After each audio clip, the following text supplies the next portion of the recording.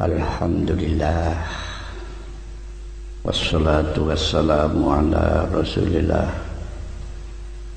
Sayyidina Muhammadin sallallahu alaihi wasallam ibni Abdillah wa ala alihi wa ashabihi wa mawalah. Amma ba'du. Saudara pimpinan acara yang sangat kami hormati, Hadratul Kurama, para bapak kiai, para alim, sedaya kemawon boten kula aturaken setunggal-setunggalipun, namung al-akhos panjenenganipun Gus Masyhul, al-akhos panjenenganipun Gus Samsudin, dalah seluruh keluarga sedaya kala wau ingkang selalu dipun mulyakaken dening Allah Subhanahu wa taala, ugi ingkang tansah kita dherekaken lan kita hormati. Yang terhormat bapak-bapak umaro keseluruhannya, yang khususnya yang terhormat Bapak Musbika beserta staf, dan yang khususnya yang terhormat Bapak Kepala Desa beserta seluruh perangkat pamongnya yang sangat kami hormati, segenap panitia penyelenggara yang kami hormati pula, para santri kakung putri yang sangat berbahagia, Bapak Ibu ingkang sami hadir, utamine para sesepuh binisepuh ingkang sangat kula mulyakaken. Kula ngaturaken alhamdulillahirabbil alamin. Muga pertemuan tadu niki barokahipun al-maghfirah awal akhir estu-estu saged nambahi barokah manfaat maslahah fidini wa dunya wal akhirah kanthi iringan doa, khususipun putra-putri ingkang mondok, umumipun putra-putri panjenengan lan anak kula pisan. Ayo ndonga bareng-bareng barokah al-maghfirah, muga-muga sedaya kala wau dadi minas sholihin sholihat. Al-Fatihah. Bismillahirrahmanirrahim. Alhamdulillahirabbil alamin arrahmanir rahim maliki yaumiddin. Iyyaka na'budu wa iyyaka nasta'in ihdinas siratal mustaqim. Siratal ladzina an'amta 'alaihim ghairil maghdubi 'alaihim waladdallin. Monggo maca selawat nggih. Kula tak maca dhisik mpun ditirokno. Bismillahirrahmanirrahim. Amin. Tadzakuriji ronen bizi salami majat tadam anjaro mimuqlatin bidami maula ya salli wa sallim daiman abada ala habibika khairi khalqi kullihim amhab badirrihumin tilqai kazimatin wa au madol barkubi zalmai min idomi huwal bibul lazim turja syafa'atuh likulli hawlim minal ahwali muqtahimi fama li'ainaka ing kul tuaqfu fahamata wa ma liqalbika ing kul tastafiq ya himi ya Rabbi bil Mustafa balligh maqasidana waghfir lana ma madha ya wasi'al karami. Masih suarane katapek teko kula jak maca selawat lagune kula lagokno masih kaenak ngeten iki ngerti yo engko Gusam cekak lali le nyangoni.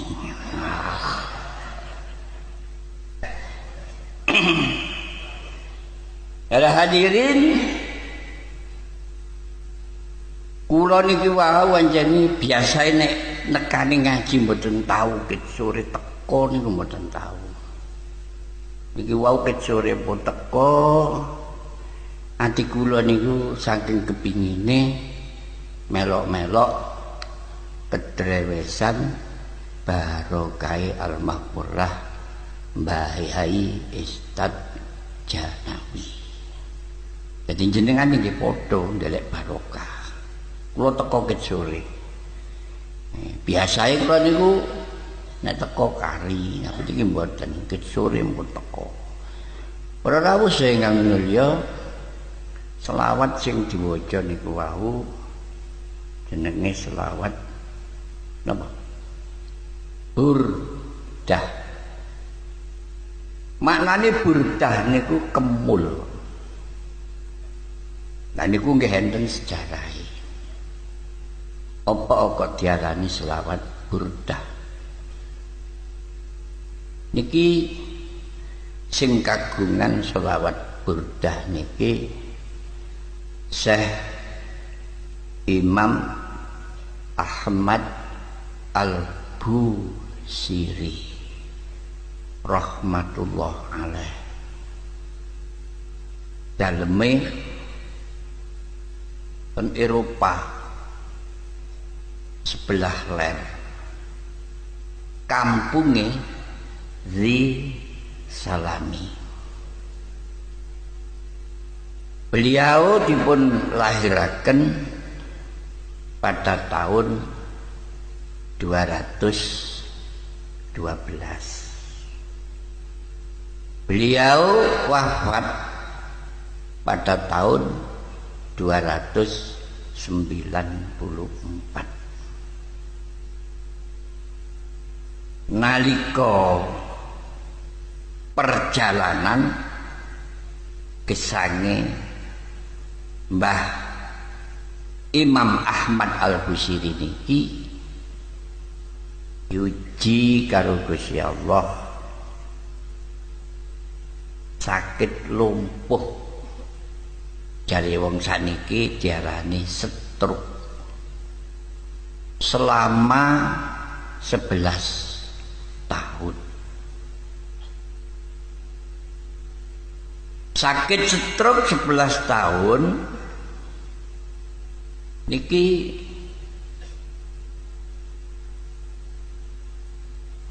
tasik sakit nyerat nggih nyerat selawat mulai amin tadzakuri jironin bizi salami sampai dugi pungkasan niku nek diitung 112 bed larik. Jadi sak jerone 11 tahun nulis niku. Kejaba ditulis niki diwaos. Begitu selesai niki dipun rawuhi Kanjeng Nabi Muhammad sallallahu alaihi wasallam. Mulane kula kalih panjenengan mbek menawa rumangsa diparingi lara karo Gusti Allah. Monggo kula kalih panjenengan sing kathah oleh maca selawat. bareng dirawuhi Kanjeng Nabi, cobae Kanjeng Nabi sing petak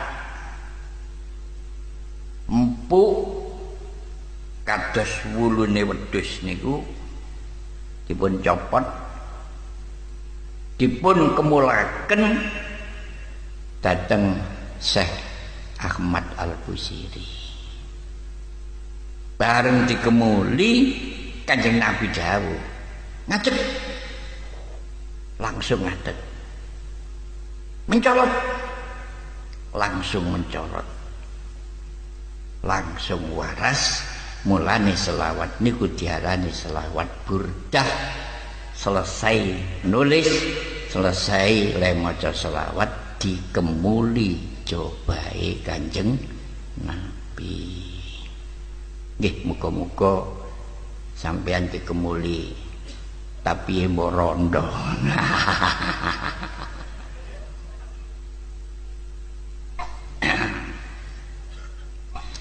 Para hadirin, kula namung ngalap barokahe Mbah Ustaz mawon. Kula crita perkembangane wong urip ning alam donya ki padha. Yen saiki nganti besok padha. Tegese padha. Nurut dongengane wong kuna-kuna, wong urip ning alam donya ki kaya dene wong mlebu alas. Wong mlebu alas niki nek sik kawit mlebu sik padhang. Tapi mlebu alas niki nek tambah suwi, tambah suwi, tambah suwi, tambah peteng. Urip ning alam donya niki nek sik kawitan pancene seweneng. Tapi urip nggo donya tambah suwi, tambah peteng, tambah suwi, tambah peteng, tambah suwi, tambah peteng. Kira-kira kok gak ana pitutur. Iso karo lor kidul bareng. Sampeyan kathah lek ditakoni sing susah karo sing bungah kathah pundi. Dit guyu kathah sing susah. Lah wong mlebu nang jero alas tambah suwi tambah peteng, tambah suwi tambah garuh lor garuh kidul. Tapi ya si ana wong iki nggo jero alas gak bingung. Tetep roh lor roh kidul, polahane nggo jero alas niku ijik ketok sinare srengenge, ijik ketok sinare rembulan.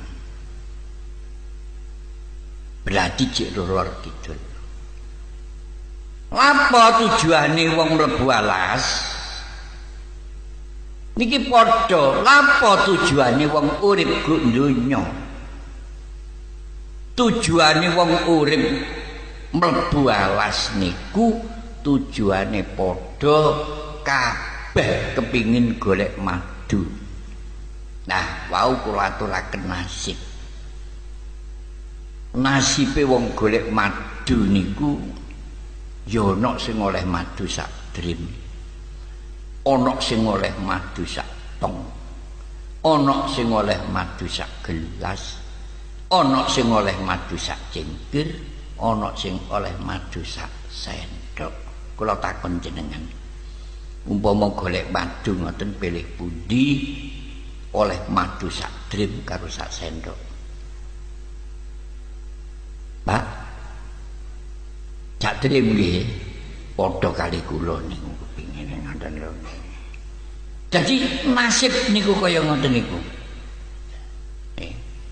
Cuma nasib sing terakhir niku lho kok padha. Oleh madu gak padha, tapi nasib sing terakhir niku kok padha.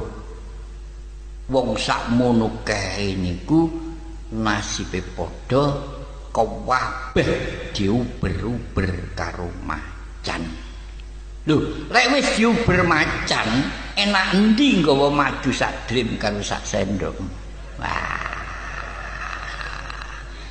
Lho ya kok padha maneh kali kula lho. Ya Allah. Lek wis diuber macan, kabeh padha mlayu. Sing kecandak mesti mati. Sing ora mati nek gelem mudhun nang perengi jurang. Nggo pereng jurang niki iso selamat. Tapi nek gondelan oyot sayang. Oyot sing digondeli niku digrogoti tikus putih. Cepat atau lambat oyot mesti pedhot. Lek wis pedhot mesti kecemplung nang jurang. Nggo jero jurang dienteni bajul kaliran dolane. Nah, saniki larase pembeberane. Urip go ngalam donya.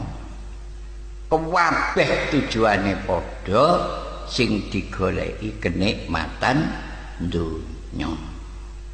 Nasibe wong biyen saiki nganti besok padha. Kenikmatan niku ana sing oleh kenikmatan nganti gak mentas mangan kaya Gusam. Nggih, kaya Gusam. Ana sing nganti gak tape iso mangan. Nggih ngoten niku pancen. Antarane sak drim karo ana antarane sak sendok. Urip go donya niki padha karo go jero alas, tambah suwe tambah peteng. Tambah suwe tambah bingung. Sing ora bingung wong sing isih roh sinare srengenge, sinare rembulan. Alhamdulillah tibake sing boten bingung niku termasuk kula kali panjenengan sedaya. Allahumma amin. Nggih. Srengenge ki apa rembulan niku apa? Anta syam sun anta badarun anta nurun fauqa nuri. Gini ku srengenge. Engkaulah Rasulullah, laksana matahari menyinari dunia pada waktu siang, dan engkaulah Rasulullah, laksana bulan purnama menyinari dunia pada waktu malam. Engkaulah Rasulullah di atas segala cahaya. Tibake sing gak bingung ki wong sing kenal karo Kanjeng Nabi Muhammad sallallahu alaihi wasallam. Iso kenal mrunu iku dikenalno karo Mbah Yai Ustaz titik mbon. Wis gak iso mlayu nang ndi. Lah tandane nek gak bingung kula kali panjenengan sedina suwengi sembahyang 5 waktu. Berarti roh kulon roh wetan. Para rawuh ingkang minulya, nasib sing terakhir sugih ya padha mlarat ya padha wau diibaratno diuber karo macan. Tibake nasib sing terakhir niku padha sapa sing macan iki? Macan niku tibake malaikat jurupati. Mulane arek-arek pujian. Aja sira banget lemu bunga ana donya. Malaikat jurupati lirak-lirik marang sira.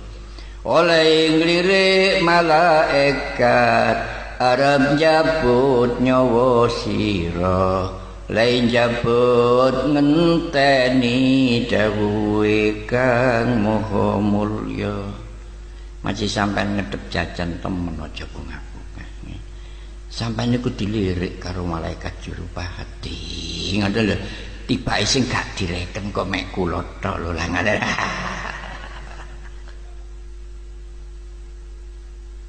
Para rawuh sing kami nirja, lek wis diuber karo juru pati, kecandak mesti mati. Lah terus sing diurip ngeten niki diarani manggon nggo perenge jurang katik gondelan oyot. Mulane urip niku nek ten pereng gak ana wong seneng niku. Sing melarat ya sambat, sing sugih ya sambat, sing gak ndek kedudukan ya sambat, sing pangkat ya sambat. Apa sebabe? Urip niku diibaratno kaya nggo pereng katik sing digondeli niku oyot. Jurang berarti kuburan. Oyot berarti umur. Lah oyot niku digrogoti tikus putih berarti umur niki digrogoti karo waktu. Cepat atau lambat mesti pedhot. Iya nek oyote kandel kaya oyot kula. Lho nggih. Lah nek tipis-tipis kaya oyot sampeyan. Kate lapo? Dilungkas lak tel. Lho. Nek oyote kandel suwe gak pedhot-pedhot nih. Oh tibake digrogoti tikus putih berarti umur niki digrogoti karo waktu.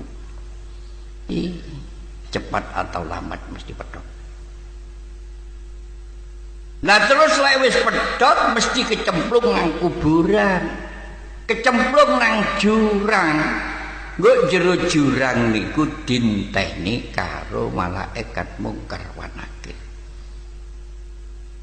Tau kula critakno dinteni bajel kaliren. Terus ya apa carane nang jurang lho bajule kok gak wani nyakot. Bajule lho kok sungkan. Carane piye? Carane kudu niru kalih Mbah Yai Ustad. Ya ora niru kok keramat-keramate ora mungkin teko kuno. Niru lakon syariate. Lho, lek kaya ngeten iki balik kula kalih panjenengan ayo buka kitab Tambihul Ghafilin. Tengriku dipun terangaken dawuh Kanjeng Nabi Muhammad sallallahu alaihi wasallam. Kanjeng Nabi dawuh wong mukmin lek mati, wong muslim lek mati, siji wajib disuceni. Meloro wajib diulesi. Nomor telu wajib disembayangi. Nomor papat wajib dikubur. Nah lek teng mriki umume lek ngubur wong mati niku mujur ngalor miring ron. Apa sebabe? Sedina suwengi 5 waktu ngadep ngulon ngene ku sembahyang. Terus saiki gawe gambaran. Sapa sing mati? Cek gak ibu-ibu. Sing tak gawe gambaran jenenge Husain. Lho ngoten mawon. Kene nganggo jenenge wong kene sangkano ndongakno nang mate. Lah ngoten nang rambutna. Jenenge Husain. Bareng wis dikubur ditinggal karo sanak familine. Niki nurut dawuh Kanjeng Nabi. Malaikat mungkar wa nakir mesti rawuh. Rawuhe malaikat mungkar wa nakir ki sangka ngendi? Oh, tibake nurut keterangane kitab niku malaikat mungkar wa nakir niku nek rawuh ten kuburan niku teka dhuwur mengisor. Nek gak percaya nyacak oh ngono kae lho kayu-wiwu lho ngoten lha nggih ngoten. Tekan dhuwur mengisor. Lho malaikat niki lho Yo kadang-kadang berhasil, kadang-kadang gak berhasil. Nek pancene sing mati niku waline Gusti Allah kados Al-Maghfurlah Mbah Istad. Malaikat kaiso nakone. Niki wau kula ibarataken sing mati jenenge Husain. Mungkar wanakir teko dhuwur mengisor. Masan wis teko kuburan, pintu sebelah dhuwur niku terbuka. Sing metu cahaya. Cahaya metu niku lho. Uduk salam. Assalamualaikum mungkar wanakir. Waalaikumsalam. Sapa? Wah. Ya aku iki kalimah la ilaha illallah Muhammadur Rasulullah. Kalimah syahadat. Awakmu berini lampau. Aku iki diperintah karo Gusti Allah. Kating gugah sinten niku wae. Husain lho ngono wae. Wis gak iwu-iwu Husain lho ngono wae. Ya mbah Husain ndi lho ngono. Sing penting duduk Husain iki.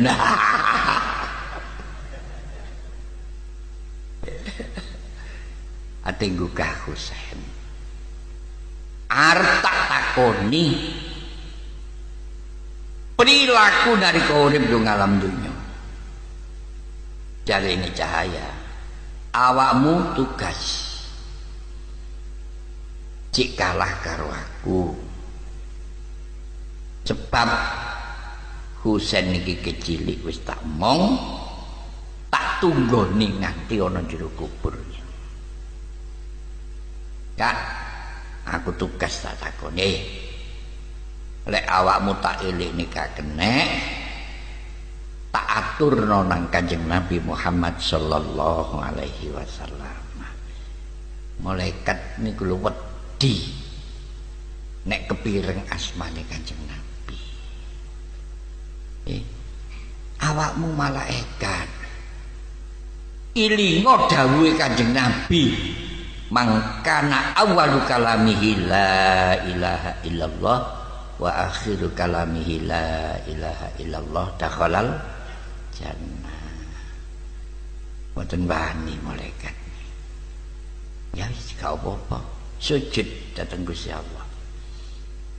Gusti Allah dawuh, bagiamu nakoni wong mati durung tutup tugasmu. Kudu liwat pintu sebelah kulon. Ing rene mayite mujur ngalor miring kulon, berarti malaikat niki liwat pintu kencenge dodo. Pintu terbuka, cahaya metu. Assalamualaikum warahmatullahi wabarakatuh. Waalaikumsalam. Sopo sampeyan iki sopo? Jawabi, aku iki sembahyang 5 waktu.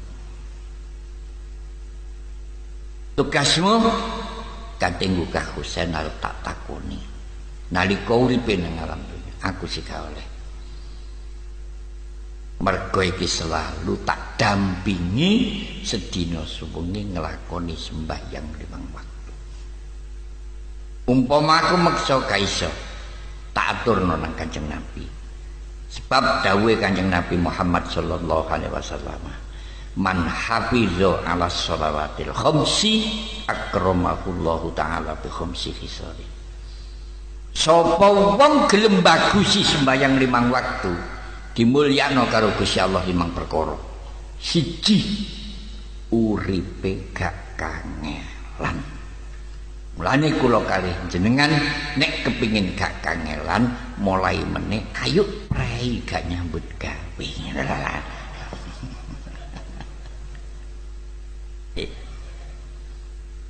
Nomor 2 diparing londo akhirat, gak bakal ana pitakon kubur dawuhe Kanjeng Nabi. Nomor 3 iso nrimo kitab nganggo tangan tengen. Nomor 4 liwat siratal mustaqim kaya kilat. Nomor 5 dakhalal jannah bi ghairi hisab. Allahumma amin. Niki lho lakone waline Gusti Allah. Malaikat sujud datang Gusti Allah mboten hasil Gusti. Durung tutup tugasmu. Liwat pintu sebelah wetan. Kencenge geger. Malaikat liwat pintu sebelah wetan, pintu niki terbuka sing metu cahaya. Malaikat dulu salam kaget, sapa awakmu? Aku iki ibadah poso Ramadan. Apa sebabnya kok poso diseleh geger? Ibadah poso niku bah poso sunat, bah poso wajib niku ibadah rahasia. Nurut syariat rahasia. Hadis qudsi ngendikaken kullu hasanatin bi asyri amsalihha. Amal perbuatan Nabi mesti dibales 10. Berarti menungso ya ruh hitungane, malaikat ruh hitungane. Illas saum kejaba poso fa innahu li wa ana ajzi bihi. Dawuh Gusti Allah ngoten kanthi iki. Poso iku tak rahasiano, sapa gak iso ngitung ganjarane poso. Iku tanggung jawabku dhewe, ganjaran apa jare aku. Niki secara syariat. Secara umum poso niku anjene ya rahasia. Lek kurang percaya, subuh mari sembayang, ayo mangan sing wareg. Mari ngono metu ngidang itu, yakin dianggit poso. Nggih, lek nyata ngidang itu dianggit poso ngajene rahasia. Nek gak percaya maneh Jumatan nggo masjid wudu. Raine dicup ambek ngombe, gak ana wong ero lho ngono. Pokoke engko nek rokok gak glegek. Rahasia. Jadi ini malaikat umpama tak paksa gak iso. Tak kandhakno Kanjeng Nabi. Kanjeng Nabi oleh dawuh man soma Ramadana imanan wah tisaban. Ghufira lahu ma taqaddama min dhanbi. Malaikat sujud mboten hasil Gusti. Ya, durung tutup tugas mula pintu sebelah kidul. Liwat sebelah kidul pintu terbuka cahaya sing metu. Bareng cahaya metu ditakoni sapa kon akeh sedekah. Subhanallah. Mulane wong sing gelem sedekah kanggo kholi hadratus syekh. Subhanallah.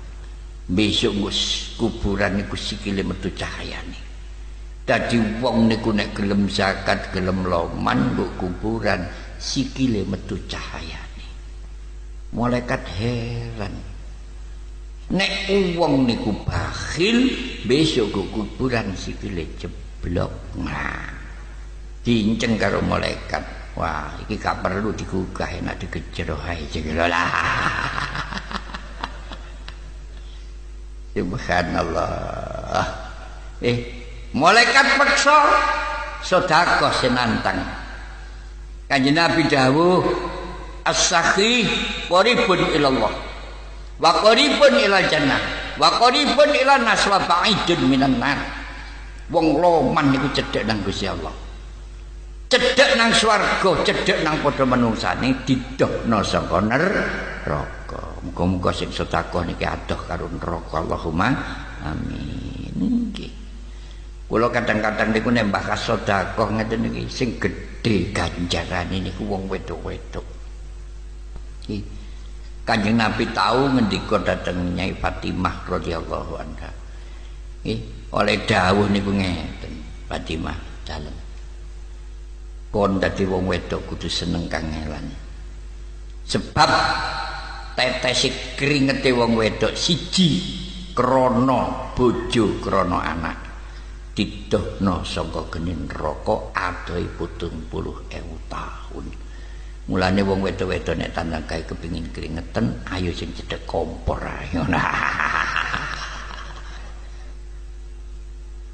Iya lah wis ngawur ae, nyene ngajini wong tuwek ya sing ngene iki lho. Para hadirin, bareng malaikat niki sujud. Boten hasil Gusti. Ya, kurang siji liwat pintu sebelah lor. Masya Allah. Tiba pintu sebelah lor terbuka, cahaya metu, takoni sapa awakmu? Aku Haji Mabrur.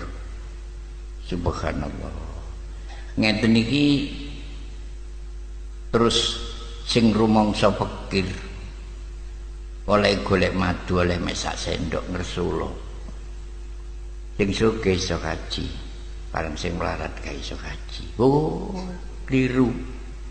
Yaumul Jum'ah hijil fuqara wal masakin. Wong pikir gelem Jum'an dicatet dadi Haji Mabrur.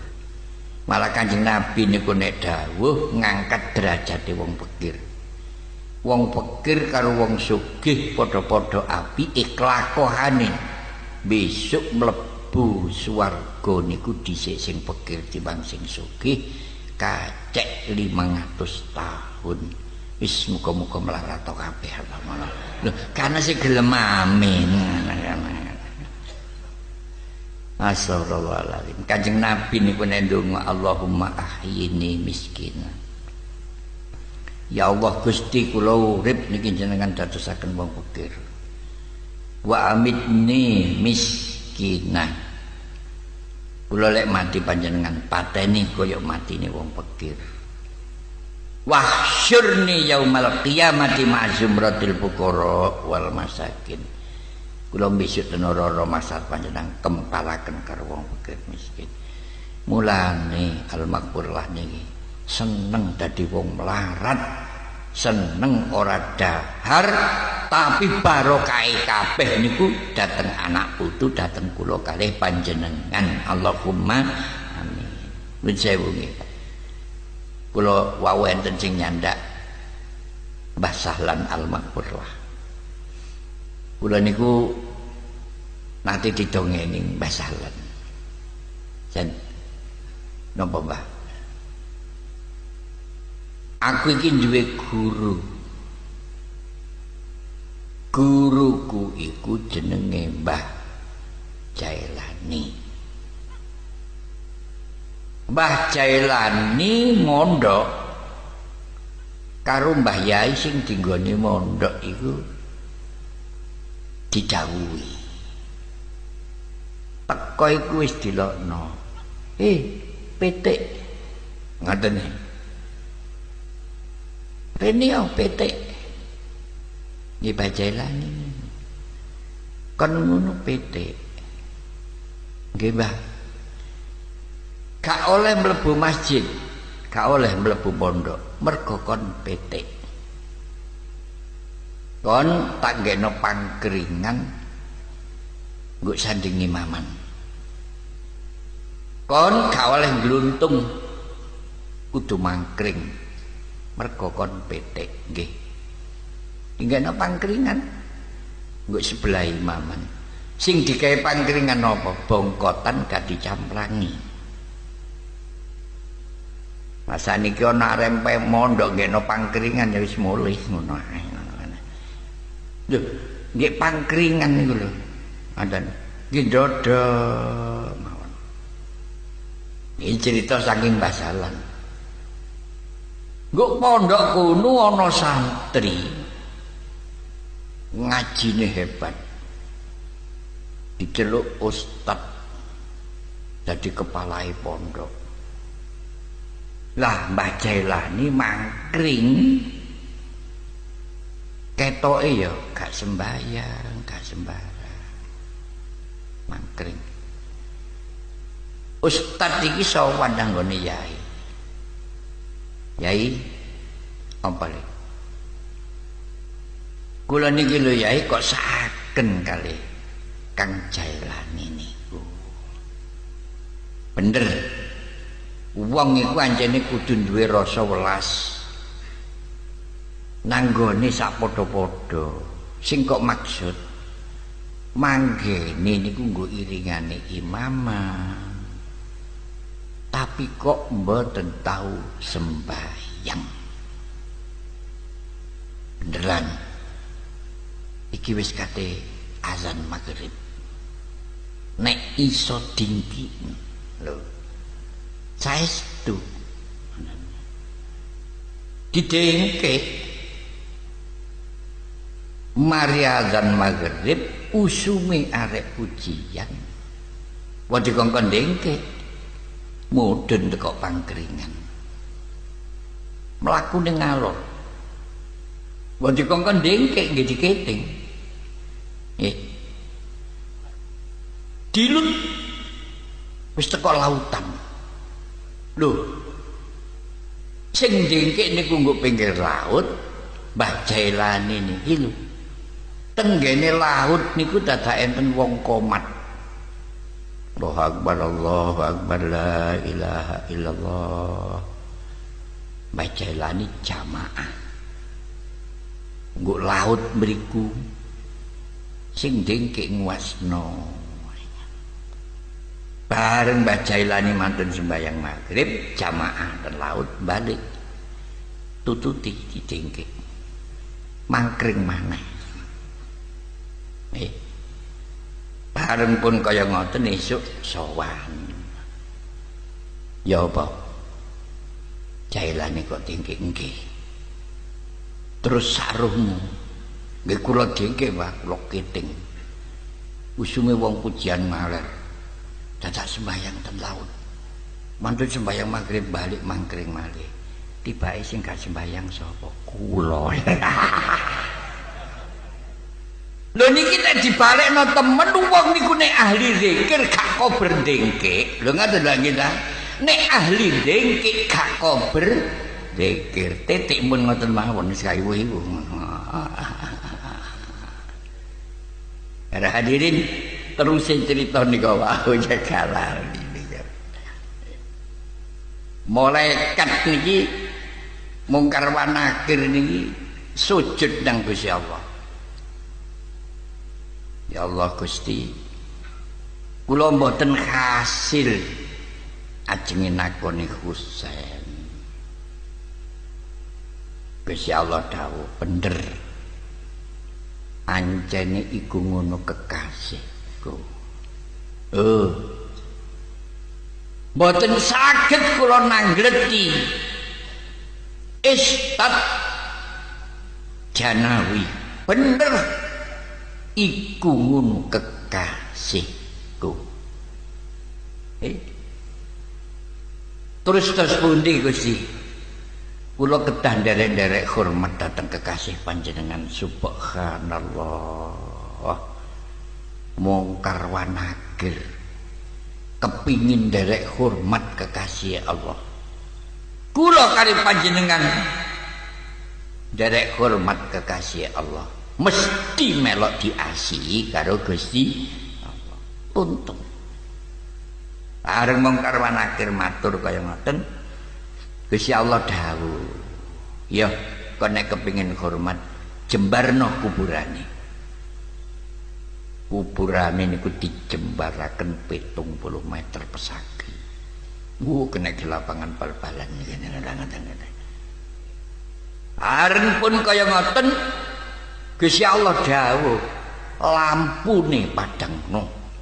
Mulane ndi wong mati mesti didongakno muga-muga jembar kubure padang lakune anane lakune padang polahane lampune padang bareng lampu dipetek padang biar Gusti Allah dawuh cendelane swarga buka kabeh gandane swarga lebokno nang gone kuburane Husain dipaukak subhanallah sing diarani widodari gak telaten patik cerangu mbok cendela patik brengok woi Cak Husain ngono lha anjene kawitane lak Husain nang ngono mosok kadhe pungkasan ganti jeneng lak kenaken riko malian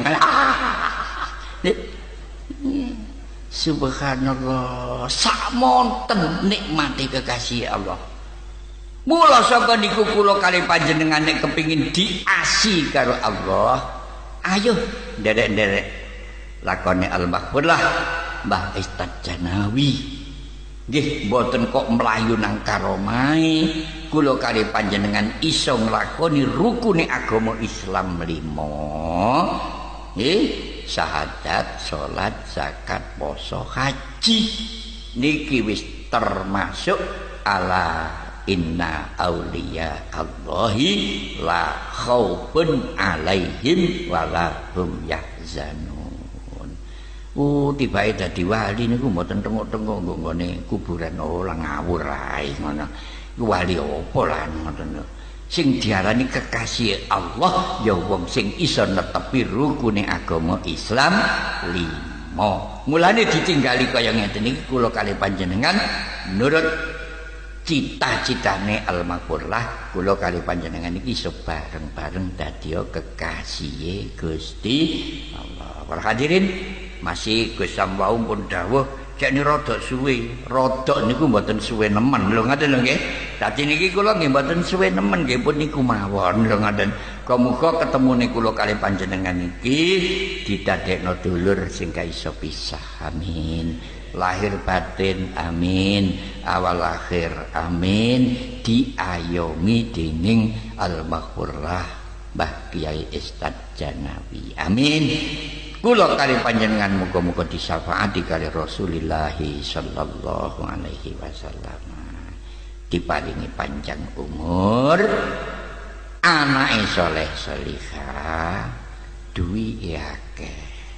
Dan umur panjang gak tau nyekel duit ya kepingin minggat barang lho lah ngoten. Kula nek ndonga tak kabehno selamat bidini wa dunya wal akhirah bi barokati Mbah Ustadz Janawi. Allahumma amin. Assalamualaikum warahmatullahi wabarakatuh. Para hadirin, saniki pembicaraane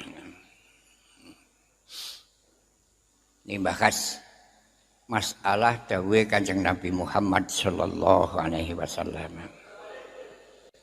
Kanjeng Nabi dawuh, innallaha ta'ala akhfa khamsatan fi khamsatin. Gusti Allah ngrahasiakno perkara 5 tapi dideleh nggo panggonan 5. Nek Gusti Kanjeng Nabi dawuh senajan barang niku dirahasiakno tapi dituduhno panggonane, berarti kena diluruh. Rahasia tapi bisa dicari dan bisa dibuktikan. Nomor setunggal, innallaha ta'ala akhfa ridahu fi ta'atin minat ta'at. Gusti Allah ngrahasiakno ridane dideleh nggo amal bagus siji, tapi amal bagus siji iki dicampur paring pirang-pirang kebagusan. Niki nek dicari secara apapun sulit, tapi kalau dicari melalui pengajian mudah. Lane ngaji niku nggih penting. Nek iso ndeleki niku digandeng. Innallaha ta'ala akhfa sukhtahu fi maksiatin minal ma'asi. Gusti Allah ngerahasiakno bendune dideleh nggo maksiat siji, tapi maksiat siji dicampur pirang-pirang kemaksiatan.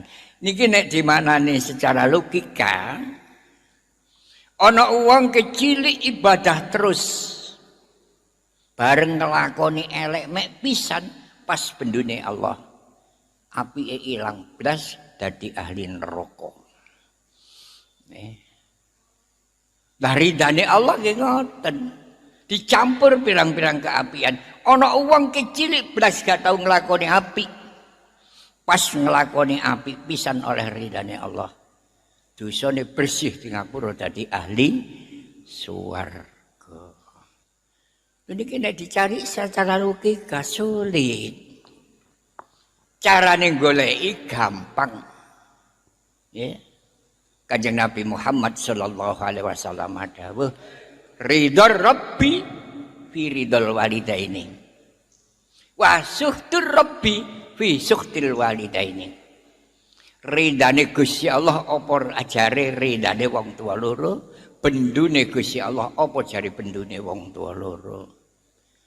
Mulane kula kali panjenengan hidup niki nek benar-benar mendapat ridha dari kedua orang tua, yakin ahli swarga.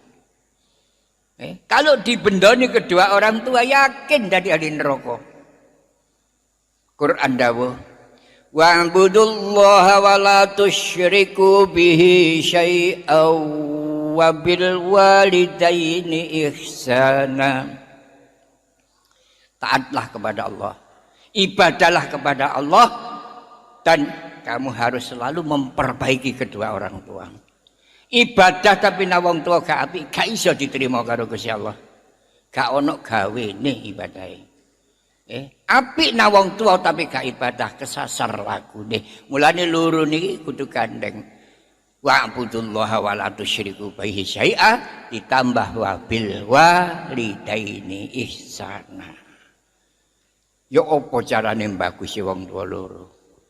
Terus ayat imma yabalughanna indakal kibaru ahaduhuma au kilahuma wala taqul lahuma wala tanharhuma wa qul lahuma qawlan karima. Barangkali yang berdampingan dengan kamu itu adalah kedua orang tua yang sudah berusia lanjut. Wala taqul lahuma jangan berbicara keras kepada kedua orang tua. Seharusnya waqul lahuma qaulan karima. Berbicara kedua orang tua harus menunjukkan hormatnya kepada orang tua. Dan sewu wong tua wis tuwek adoh omah cambang nang wong tua. Bu, Pak, kula niki sangat kasih sayang datang sampean, Pak, tapi mboten iso bales napa-napa. Namung kula matur saestu, Pak, Bu, pun sampai kangelan. Sawahe monggo didol mawon ngene. Nggih ya. Lho nek sawah wis didol payu ya nak tak dol. Nek saged pun bapak sing nyekel arta ngen mundak ilang pun sepuh kula mawon sing nggawa ngene-ngene.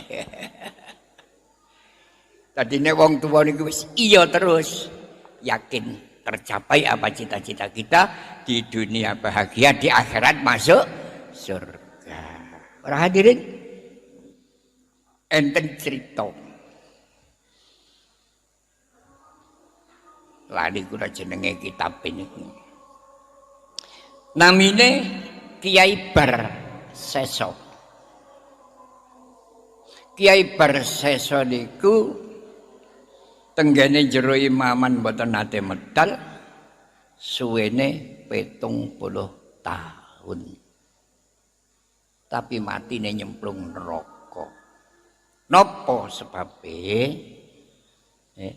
Nalika tenggene imaman ditimbali ibuke pun janda. Barseso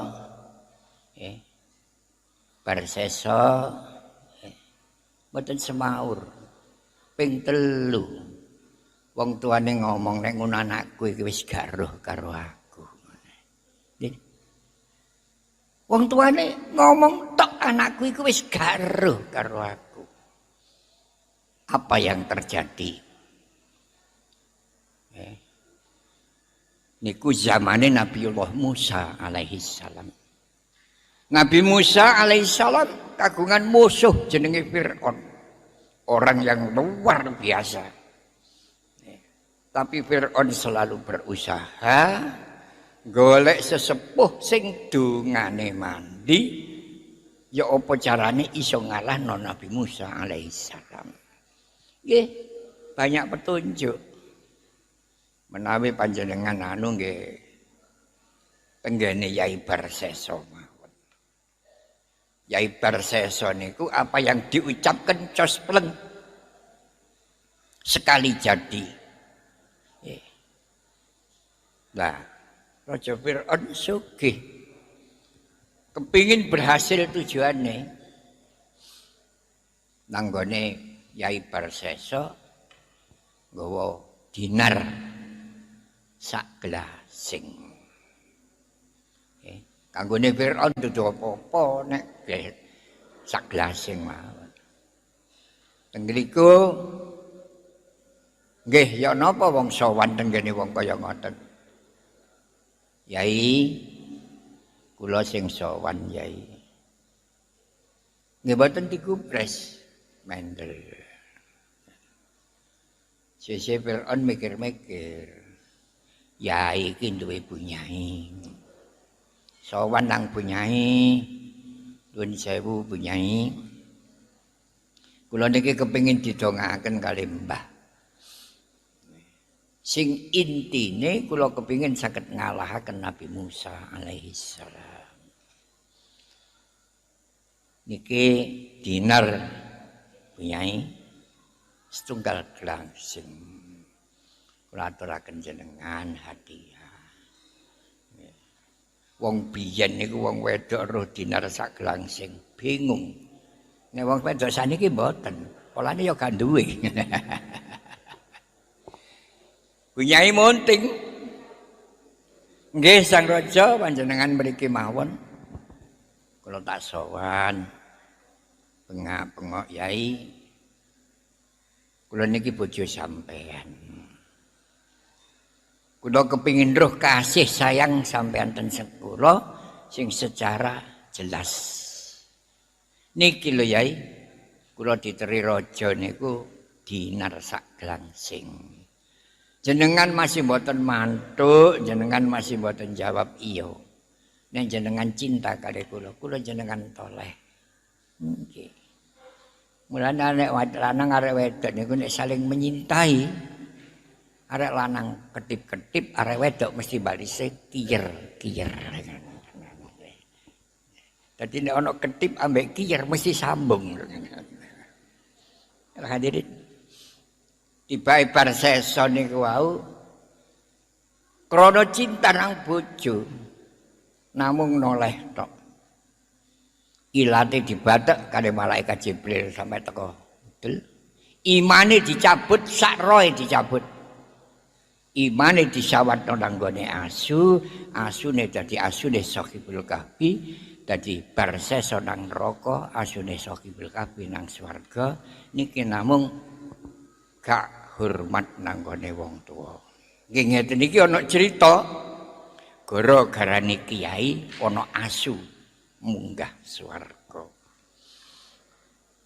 Ridane wong tua niku subhanallah. Luar biasa. Mulane anak-anakku kabeh yang tercinta siswa-siswi sungguh supaya kasih sayang dan tidak pernah melukai hatinya orang tua. Hasil tujuan. Ridho Rabbi fi ridhol walidaini wa sukhtur Rabbi fi sukhtil walidaini.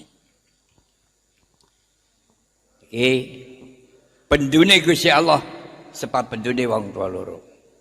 Ridane Allah sebab ridane wong tua loro. Para hadirin Kanjeng Nabi Muhammad sallallahu alaihi wasallam. Garwane Kanjeng Nabi Nyai Khadijah. Awakmu saiki golek pembantu. Nek cara mriko disebutno budak. Budak niku enten pasare. Barang niku nek nggone pasar kathik didol. Cara rega niku dhewe-dhewe. Tadi dipasang merek dhewe-dhewe. Awakmu golek rega sing paling larang. Ya sehat jasmanine, sehat rohanine, hebat nyambut gawene. Kena dipercaya tadi budak. Nggih, mereke larang. Duit sambil bayar kabeh. Bareng budak niki dijak mulih. Dereng teko ndalem. Malaikat Jibril alaihissalam sowan dateng Kanjeng Nabi. Malaikat Jibril ngendika, Rasul, Nyai pun angsal budak pilihan. Tapi budak pilihan niku kula tingali catetan teng neraka niku namine budak niku digantung nang neraka. Berarti niku ahli neraka. Mulane mungkin nek sampun dugi ngriki jenengan ridhaken budak niki langsung dimerdekakno tur mboten usah mlebet dhateng daleme panjenengan. Mergo gak pantes banget nek ahli neraka iso pinarak nggo daleme Kanjeng Nabi. Saestu ditemoni teng Joko. Budak didhawuhi sepurane sing akeh. Awakmu gak iso melok nyambut gawe kok kene. Nangis budae. Lah yo napa lek kula balekaken arta jenengan gak usah dibalekno. Aku wis rido. Jadi awakmu tak merdekakno, gak usah melok nyambut gawe kok kene. Kejaba njaluk sepuro matur nuwun dadi wong merdeka. Kanjeng Nabi dawuh, aku gak iso nyangoni apa-apa. Iki tak sangoni kurma mejul. Kurma mejul niku senes ajwa. Nek ajwa mboten enten sebesar itu. Kurma mejul niku gedene sak padha jambe.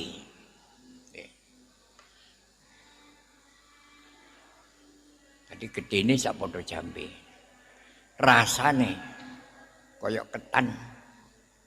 Enak. Matur nuwun pamitan kali Kanjeng Rasul. Kurma niku dipangan kali mlampah. Dipangan kali mlampah. Bareng dipangan karo mlaku. Tibae kethu-kethuan wong ngemis.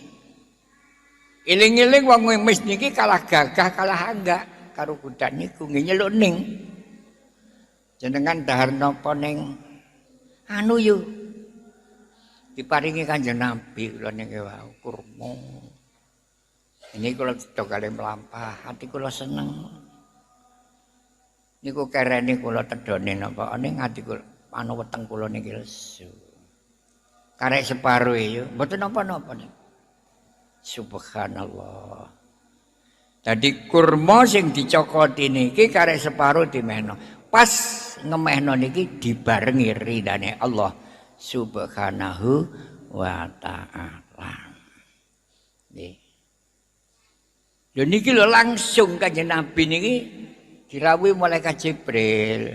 Budake jenengan padosi jenengan wangcak wangsul mriki kula tingali kok saniki namine dicentel nunggu swarga.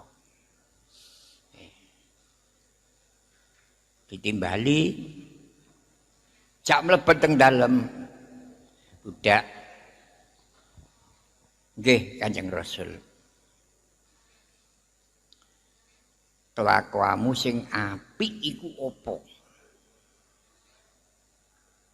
Budak niku mboten enten saene Kanjeng Rasul, kit pucuke rambut sampai teko sikil, sampai teko tungkak. Niki kenging diarani bletok jeblok sing mboten saged dirijiki. Ora ngoten nggih Kanjeng Nabi dawuh.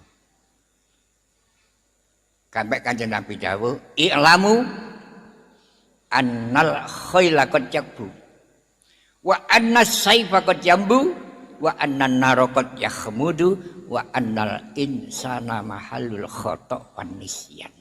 Ketahuilah kuda pembalap pun terkadang jatuh. Pisau yang tajam pun terdapat rompang pula. Api yang menyala pun akhirnya mati. Manusia sebaik pun terletak pada manusialah kesalahan-kesalahan dan kelalian-kelalian. Mulane menungso iku gak iso nyimpang, ya ana apike ya ana eleke.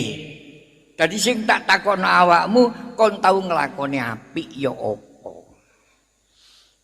Mboten ngatos panjenengan. Sedekah kula mboten ngerti sedekah. Sedekah iku weweh. Nek weweh nggih tasik niki wau Kanjeng Rasul. Sak lawase urip kula mboten tau weweh. Kula jenengan paringi kurma mejul, kula tedha kalih mlampah. Ati kula ayem. Tibake kepapakan tiyang ngemis. Kantun separo karen kula niku dijaluk. Gini kula tau sedekah pisan niku. Kanjeng Nabi subhanallah. Tibake sedekah pisan dibarengi ridane Allah, dosa kecilik sampai gede lebur karek apike. Gak ngunune kon kok sampai nrimo kaya ngono. Nglakoni apik pisan dibarengi ridane Allah. Wong tuwa kula niku lho Kanjeng Rasul, mak kula, ibu kula, mbok kula niku cerita. Wis anak kon dadi budak wong anjane gak duwe. Tapi aku selalu kasih sayang nang awakmu, awakmu tak dongakno oleh pangapurane Gusti Allah. Ngene iki ridho Rabbi fi ridhol walidaini wa sukhtur Rabbi fi sukhtil walidaini. Ridane Allah apa jare ridane wong tuwa loro, pendune Allah apa jare pendune wong tuwa loro. Lah sangka niku kula kalih panjenengan monggo bareng-bareng macaken Fatihah dumateng wong tuane dhewe-dhewe. Ngoten nggih. Liridhallahi taala al-Fatihah. Bismillahirrahmanirrahim. Alhamdulillahirabbil alamin. Arrahmanirrahim. Maliki yaumiddin. Iyyaka na'budu wa iyyaka nasta'in. Ihdinas siratal mustaqim. Siratal ladzina an'amta 'alaihim ghairil maghdubi 'alaihim waladdallin. Amin. Para hadirin, Quran dawuh siru fil ardi panduru. Kula kalih panjenengan ayo sing sregep nglencer nang diae. Perlune panduru. Kita supaya ngerti apa sejarah, apa pembicaraan dan lain sebagainya. Kula niki biyen mboten tau nang pundi-pundi. Angsal pangestu panjenengan kula niki saged ten Mekah niku tasik ping 50 gangsal. Nggih. Tasik ping 50 gangsal. Berarti jek kepengin rono. Bojo kula ping 50 kali. Pas nalika ajenge umroh transit Singapura. Omong-omong kali wong Singapura. Padahal wong Singapura niku Hindu. Terbesar agamane Hindu. Cuma toko niku senajan bentuke sing didol niku padha, di antara sebelah kanan sebelah kiri niki ana tekene dhewe-dhewe. Sing sebelah kanan diteken halal, sing sebelah kiri diteken haram. Kalau yang membeli itu kelihatannya santri, ditunjukkan sejelas-jelasnya. Ini betul oleh itu bahasa haram. Ini mas, sing halal. Iku ten Singapura. Singapura niku duit Indonesia mboten payu ten mriko. Nah kula ngomong kali wong Singapura. Singapura niki negara cilik subur makmur. Kula dikandhani pun ngomong ngoten Pak nggih. Niki mboten kok negara. Singapura niki bagaimanapun sekali Majapahit tetap Majapahit. Ngoten darene. Malih ngomong-ngomong teng riku rada suwe. Kenek napa kok sampe ngoten? Nuwun sewu. Kula nyeritakno Eyang Gajah Mada. Majapahit. Mojopahit sampai iso ngambakno daerah nang liya negara.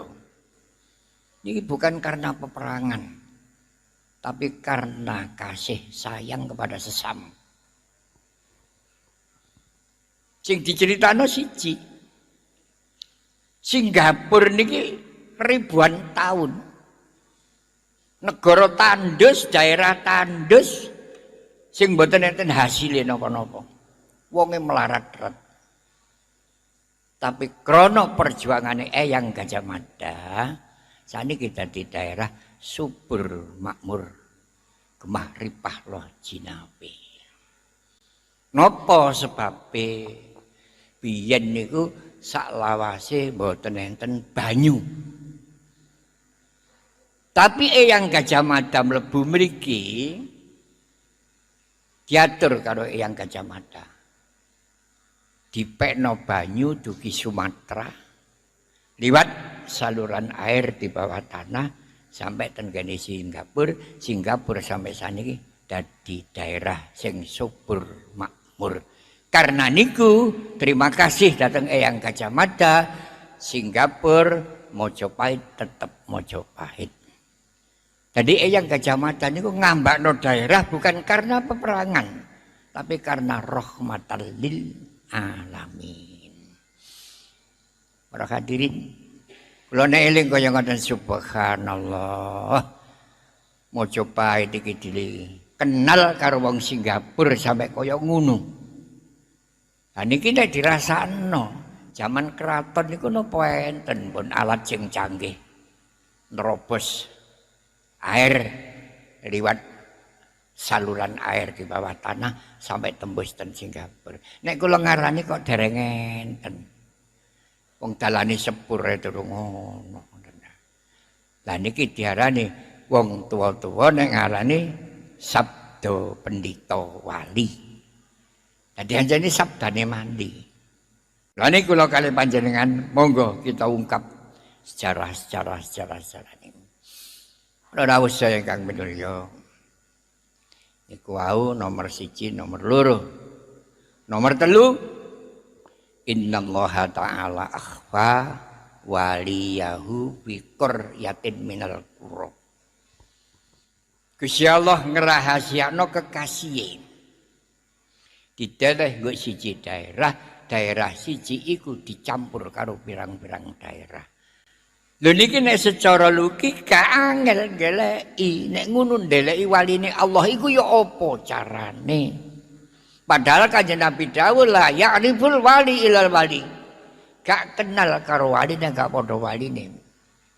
Lah niki ayo diji. Sing marai dadi kekasih Allah iku sing ngendi? Liwat dawuh Kanjeng Nabi Muhammad sallallahu alaihi wasallam, kitabe namine Bughyatul Mustarsyidin. Teng mriku Kanjeng Nabi dawuh, wong mukmin muslim nek mati siji disuceni, nomor 2 diulesi, nomor 4 disembayangi, nomor 5 dikubur. Wong mukmin muslim iki nek wis nggo jero kubur ditinggal karo keluargane mulih mesti diparani malaikat loro jenenge Mungkar wa Nakir. Lah teko endi malaikat nang kuburan iku? Teko dhuwur mengisor. Lho kula ngomong ngene nek gak percaya ayo dicacak lho ngene. Engko lak teko dhuwur mengisor temenan. Lah saniki digawe gambaran. Cek gak iwu-iwu sapa sing mati. Supaya gampang gak kangelan wong gambaran mawon sing mati jenenge Husain lho. Ngene nganggo jeneng liya, malah kaya-kaya didongakno nang mati lah mboten enak jenenge Husain. Ah, Husain mati. Nih, bareng wis dikubur ditinggal karo keluargane. Malaikat Mungkar wa Nakir teko. Tau kula critakno teko dhuwur menisor. Begitu ponten ngandhap pintu dhuwur terbuka. Cahaya sing metu. Langsung ditegur Mungkar wa Nakir. Assalamualaikum Mungkar wa Nakir. Dijawab waalaikumsalam. Kate nang ndi? Kate nggugah Husain. Ka iso. Ngoten e. Kon kok iso ngomong ka iso iku kon iku sapa? Aku iki kalimah la ilaha illallah Muhammadur Rasulullah. Nang aku tugas gak peduli. Lek awakmu meksa tak kandhakno Kanjeng Nabi. Malaikat mungkar wanakir niku senajan ya napa nek krungu asmane Kanjeng Nabi wedi. Kanjeng Nabi dawuh mangkana awalu kalamihi la ilaha illallah wa akhiru kalamihi la ilaha illallah dakhalal jannah. Malaikat sujud nang Gusti Allah. Boten hasil Gusti. Ya durung tutup tugasmu. Liwat pintu sebelah kulon. Ada ngliwat pintu sebelah kulon langsung pintu terbuka. Cahaya metu. Cahaya uluk salam, assalamualaikum warahmatullahi wabarakatuh. Kade nang ndi buka Husain gak iso. Dari mungkar wangkir aku iki tugas lho aja ngono. Husain kecil iku tak mong. Mulane Husain iki jojono ngalor miring ngulon, polane sedina suwengi nglakoni sembahyang 5 waktu ngadep ngulon. Upama aku maksa Kanjeng Nabi dawuh man hafizah alas shalawatil khamsi akramahullahu ta'ala bi khamsi khisalin. Sapa wong sing iso njaga ngapiki sembahyang 5 waktu dimulyakno karo Gusti Allah 5 perkara. Siji uripe gak kangelan. Nomor 2 gak ono pitakon kubur.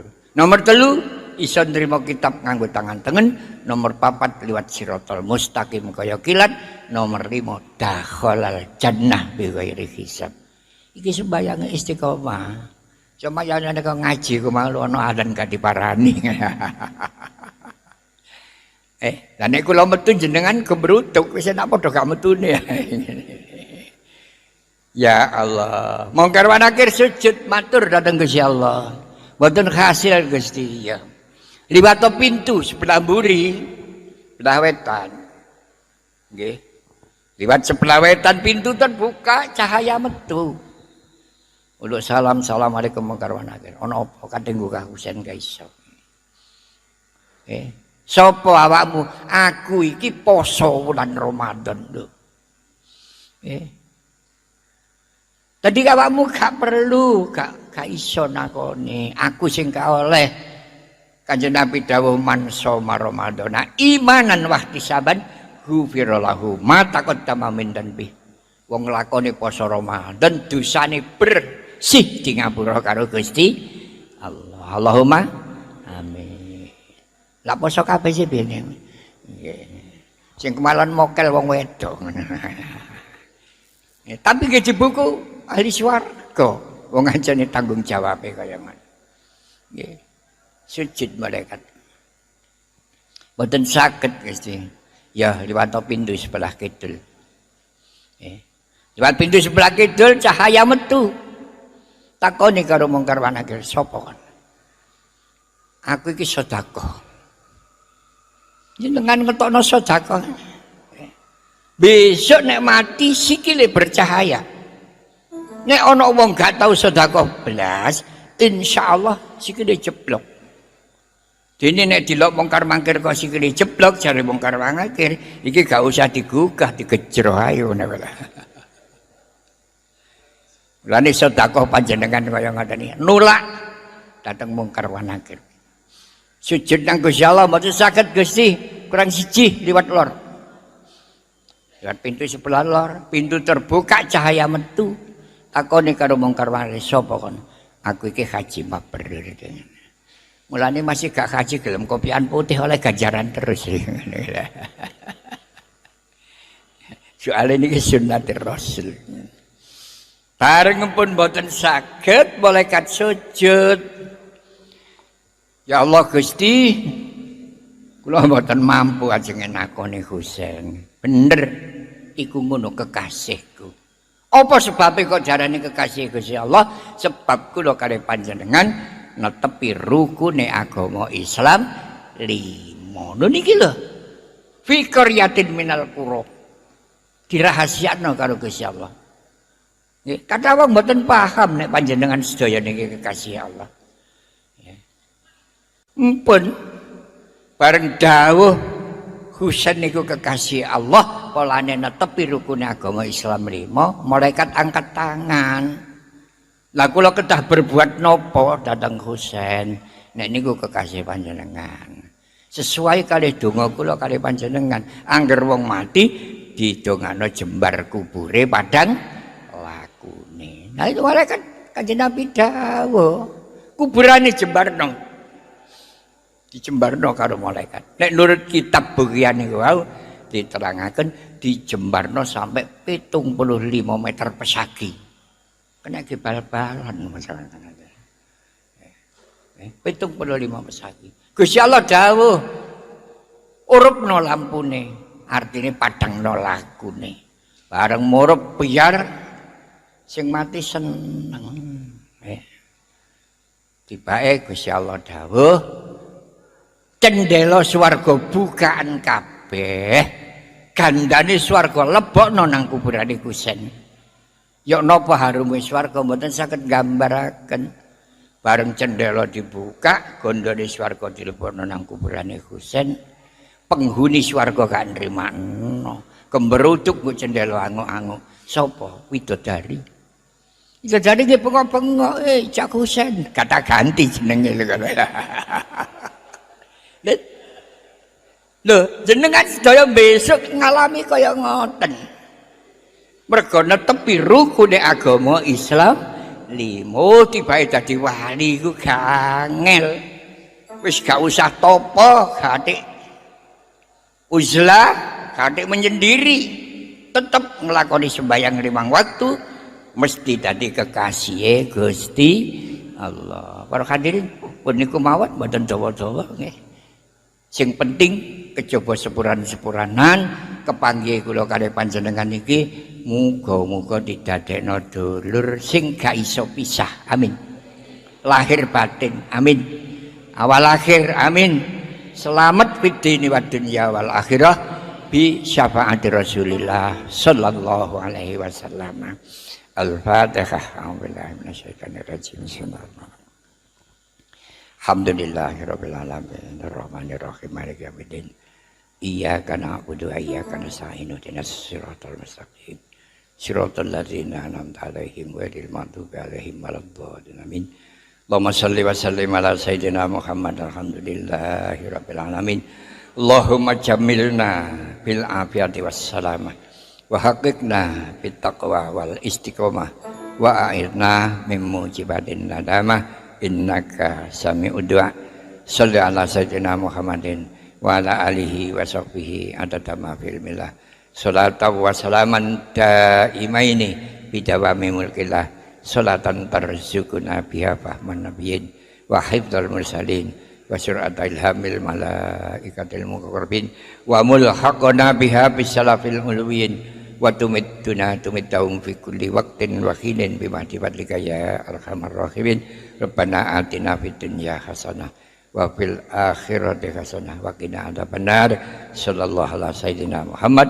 Alhamdulillahirabbil alamin. Al-Fatihah. Ar-Rahmanir Rahim. Maliki yaumiddin.